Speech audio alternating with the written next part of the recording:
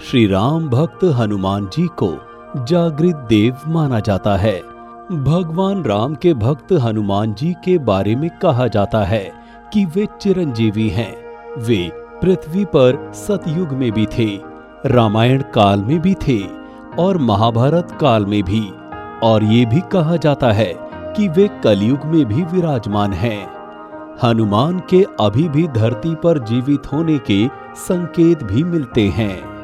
क्या आपने कभी हनुमान जी के दर्शन किए?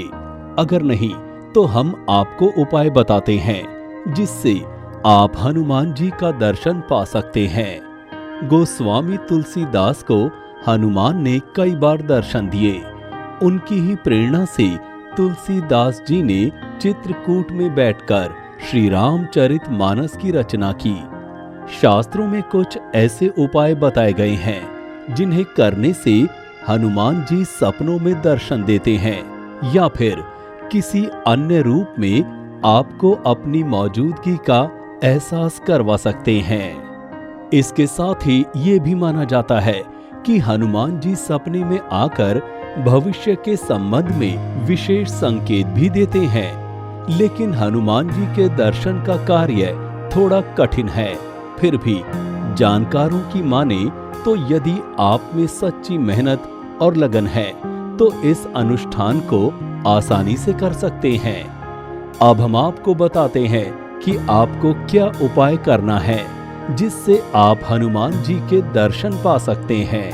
आप हनुमान जयंती या किसी अन्य शुभ दिन इस उपाय को शुरू कर सकते हैं। कुछ सावधानी भी आपको बरतनी होगी। सबसे पहले इस उपाय को करते समय सबसे पहले आपको ब्रह्मचर्य व्रत का पालन करना होगा। साथ ही नाखून काटना, बाल या दाढ़ी कटवाना, शराब व मांस का सेवन भी निषेध है। हनुमान जी का दर्शन पाने के लिए शुभ दिन स्नानादि करने के बाद 1 लोटा जल लेकर हनुमान जी के मंदिर जाएं। उस जल से हनुमान जी की मूर्ति को स्नान कराएं। पहले दिन 1 दाना साबुत उड़द का हनुमान जी के सिर पर रखकर 11 परिक्रमा करें। परिक्रमा के बाद अपनी इच्छा को हनुमान जी के सामने कहें और वो उड़द का दाना लेकर घर लौटाएं। इसके बाद उसे अलग रख दें। दूसरे दिन से 1-1 उड़द का दाना रोज बढ़ाते रहें और इसी तरह हनुमान जी की परिक्रमा करते रहें। आपको ऐसा 41 दिन तक करना है। 42वें दिन से 1-1 दाना कम करते रहें। 41 दिन में से 1-1 कम करके 40, 43वें दिन 39 और फिर 81वें दिन वो 1 दाना रह जाएगा।